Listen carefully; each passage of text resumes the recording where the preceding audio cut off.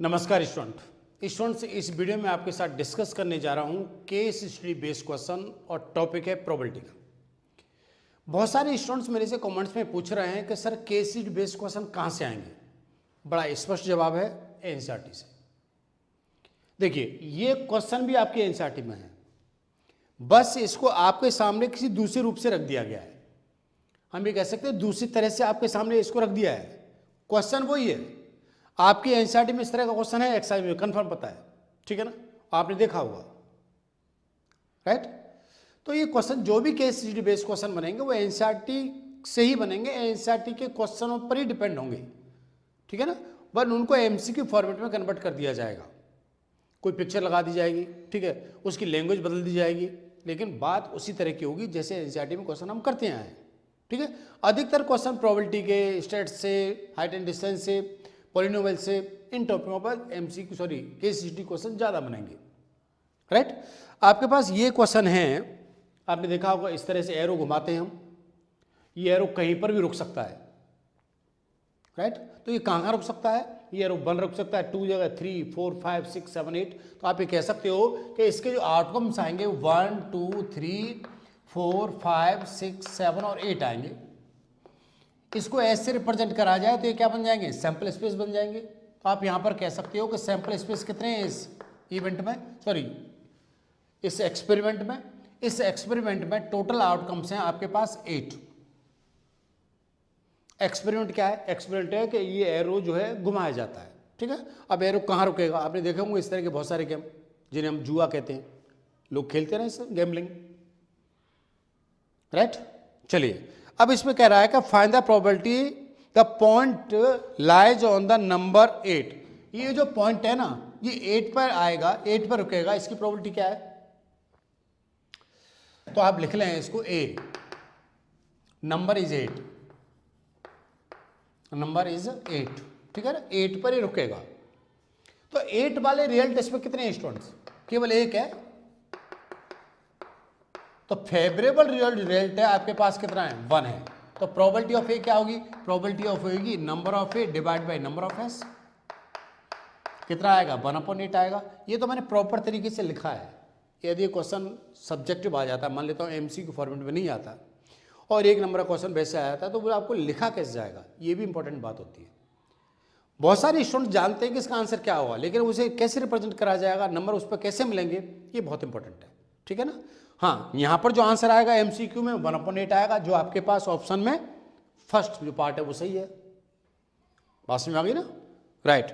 यदि सब्जेक्टिव आता है और इस तरह से लिखने के लिए आता है, डिटेल नंबर आता है 2 नंबर का, 1 नंबर का, तो उसे आपको प्रॉपर तरीके से लिखना पड़ेगा कि आउटकम्स कितने हैं, टोटल्स फेवरेबल आउटकम्स कितने हैं, उस इवेंट का नाम क्या है, ठीक है। वो सारी बातें अच्छी तरह से आपको लिखनी आनी चाहिए।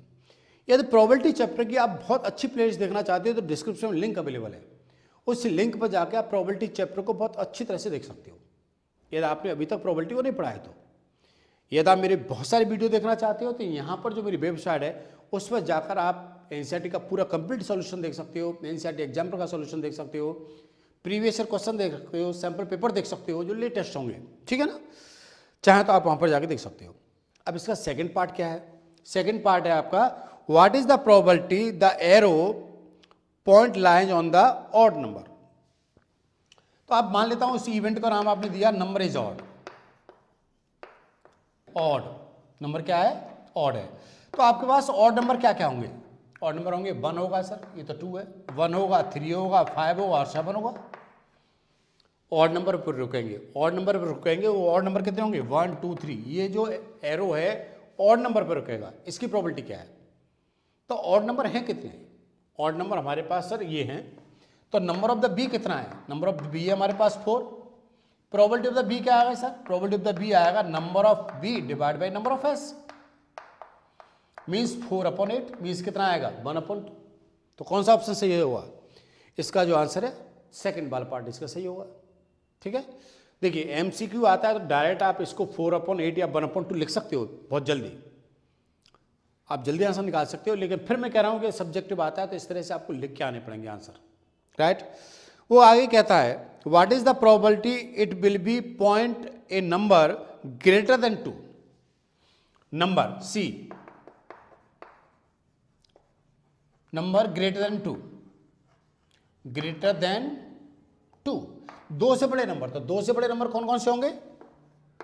वो आपके पास 3 होगा, 4 होगा, 5 आएगा, 6 आएगा, 7 आएगा और 8 आएगा। तो नंबर ऑफ द सी जो है आपके पास कितना आ गए? 1 2 3 4 5 6 आ गए। तो प्रोबेबिलिटी ऑफ सी क्या आएगा? प्रोबेबिलिटी ऑफ सी आएगा number of the C divide by number of S. तो कितना हो जाएगा? 6/8, दैट इज द 3/4। तो कौन सा ऑप्शन सही होगा? इसका 3/4, फोर्थ पार्ट इसका सही होगा। एक बात और ध्यान रखें स्टूडेंट्स कि आपके पास केस हिस्ट्री बेस्ड क्वेश्चन में 5 पार्ट होंगे, एक क्वेश्चन के 5 पार्ट्स होंगे और उनमें से आपको केवल 4 पार्ट अटेम्प्ट करने। अब एक स्टूडेंट ने मेरे से पूछा सर मैं 5 पार्ट अटेम्प्ट कर दूँ तो क्या होगा? भाई कर दो, कोई बुराई नहीं है, ठीक है ना। जो आपका उसमें गलत होगा उस पर नंबर नहीं देगा, जो सही होगा उस पर नंबर दे देगा एग्जामिनर, यदि एग्जामिनर अच्छे हुए तो, ठीक है ना। और मैं समझ सारे एग्जामिनर अच्छे होते हैं तो आप चाहें तो 5 क्वेश्चन अटेम्प्ट कर सकते हो, कोई प्रॉब्लम आपको नहीं आएगी। वैसे आपको नंबर 4 ही दिए जाएंगे, ठीक है। जो भी 4 सही होंगे उनको आपको नंबर मिल जाएंगे। अब इसका क्या है कि सी आ गया। अब डी, इसका नेक्स्ट पार्ट क्या है? नेक्स्ट पार्ट है find out the probability that the pointer is always less than 9। Less than 9, less than 9। तो भाई लेस देन 9 में तो सभी नंबर आ जाएंगे, ये सभी नंबर आ जाएंगे लेस देन 9 में। तो पॉइंटर कहीं पर भी रुक सकता है इनमें से। तो नंबर ऑफ द डी कितना होगा?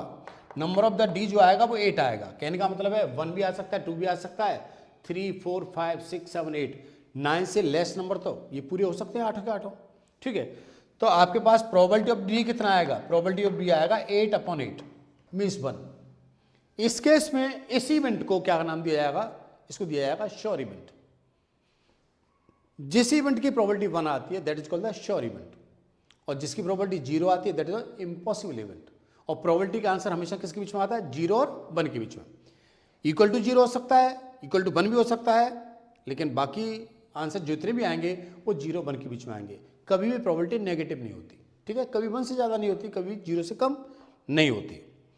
ये आपका डी है। ई ऑप्शन ये कह रहा है, क्या कह रहा है ये? E, the pointer lies mid of the number 2 and 3। 2 और 3 के मिड में रुक जाए। तो मिड में रुकने का मतलब क्या हुआ कि यहां रुक जाए,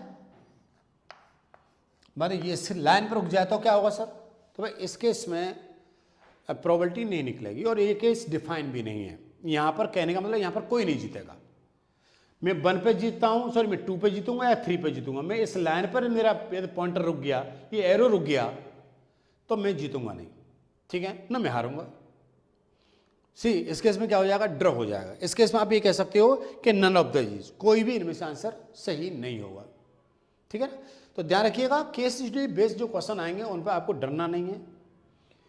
आपके एनसीईआरटी पर डिपेंड जो क्वेश्चन है उन्हीं में से केस स्टडी बेस्ड क्वेश्चन आपके लिए क्रिएट करे जाएंगे। अभी आपके सैंपल पेपर में चेंज होने की संभावना बहुत ज़्यादा है। लेटेस्ट आज ही एक न्यूज़ है कि 12th क्लास के एमसीक्यू क्वेश्चन बढ़ाए जाएंगे। एमसीक्यू हटा दिए थे एकदम, ठीक है, लेकिन फिर कह रहे हैं कि एमसीक्यू क्वेश्चन लगाए जाएंगे। आपके भी अभी 1 नंबर के क्वेश्चन कर दिए गए हैं, ठीक है ना। पहले वो क्वेश्चन एमसीक्यू थे, वो अब 1 नंबर के कर दिए गए, लेकिन अब फिर संभावना ये है कि आपके एमसीक्यू फिर बढ़ाए जाएंगे। जो आपके 1 नंबर के क्वेश्चन हैं उनको एमसीक्यू फॉर्मेट में कन्वर्ट किया जाएगा। ऐसा कन्फर्म्ड रिपोर्ट नहीं है, लेकिन जहाँ तक मेरे पास जो सोर्स हैं उनसे जो इन्फॉर्मेशन मेरे पास है उनमें आज का लेटेस्ट ये है कि एमसीक्यू क्वेश्चन बढ़ाए जाएंगे। केस स्टडी बेस्ड क्वेश्चन तो एमसीक्यू होंगे, लेकिन कुछ क्वेश्चन एमसीक्यू और होंगे। अब कितने होंगे ये आने वाले समय में जब लेटेस्ट इन्फॉर्मेशन आएगी, करेक्ट इन्फॉर्मेशन आएगी तो मैं आपको जरूर बताऊंगा, ठीक है। इसलिए अभी आप कोई सैंपल पेपर न खरीदें जब तक आपके पास लेटेस्ट इन्फॉर्मेशन नहीं आए, क्योंकि उस तरह के पैटर्न जो बनेंगे, लेटेस्ट जो सिलेबस जो सैंपल पेपर आएंगे वो अभी जो भी मार्केट में आ चुके हैं मैं समझता हूँ वो सब आउट ऑफ डेटेड हो जाएंगे, ठीक है ना, वो किसी काम के नहीं रहेंगे। इसलिए थोड़ा सा वेट करें और अभी आप एनसीईआरटी को तैयार करें अच्छी तरह से, एनसीईआरटी एग्जामिनर को तैयार करें। यदि आप एनसीईआरटी को बहुत अच्छी तरह समझना चाहते हो, कॉन्सेप्ट बहुत अच्छी तरह समझना चाहते हो तो आप मेरे वेबसाइट पर जा सकते हो, मेरे ऐप पर जा सकते हो, आप मेरा ऐप डाउनलोड कर सकते हो। वहाँ पर जाके आपको सारी चीज़ें मिल जाएंगी और बिना टेंशन के आप 100% मार्क्स ला सकते हो, ठीक है ना। हाँ, एक बात जरूर करिए, मेरे कहने से वीडियो अपने फ्रेंड को जरूर शेयर करिए। अपना ख्याल रखिए और खुश रहिए। खुश रहिए। Thank you very much. Thank you.